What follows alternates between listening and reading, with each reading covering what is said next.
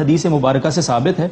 کہ اگر کوئی کسی کے عیب دیکھتا ہے تو اللہ پاک اس شخص کو اس وقت تک موت نہیں دیتا جب تک اسے بھی ان عیوب میں مبتلا نہ کر دے۔ میں تھوڑا سا وضاحت یہ کروں گا اس سوال کے بعد کہ میں نے یہ مضمون شاید مشکات شریف میں پڑھا ہے، شاید مجھے یاد، میں نے کہیں نہ کہیں پڑھا ہے، مشکات، بخاری،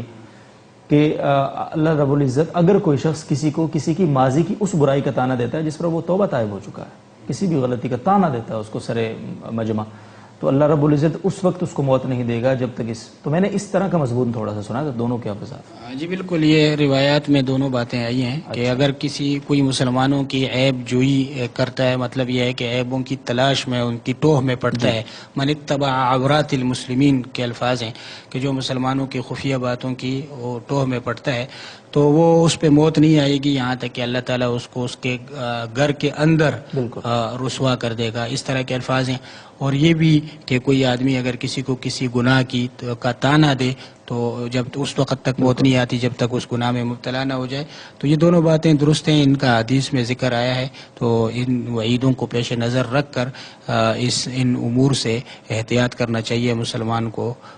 ہر وقت ایسی وعیدوں کو پیش نظر رکھنا چاہیے۔ بہت بہت شکریہ صاحب۔ اور ناظرین کرام، دیکھیں ہم لوگ جب بھی کسی کی زندگی پہ، کسی کی ذات پہ، کسی کی شخصیت پہ کمنٹ کرتے ہیں تو ہمیں دیکھنا چاہیے کہ جب ہم اس پر کوئی طنز یا اس پر کوئی ہم اعتراض کر رہے ہیں تو کیا اللہ رب العزت کے ساتھ اس کا معاملہ درست ہو چکا ہے۔ اگر اللہ رب العزت سے اس نے اپنا معاملہ صاف کر لیا، ہمیں ظاہری حالات سے اندازہ ہو سکتا ہے اس بات کا،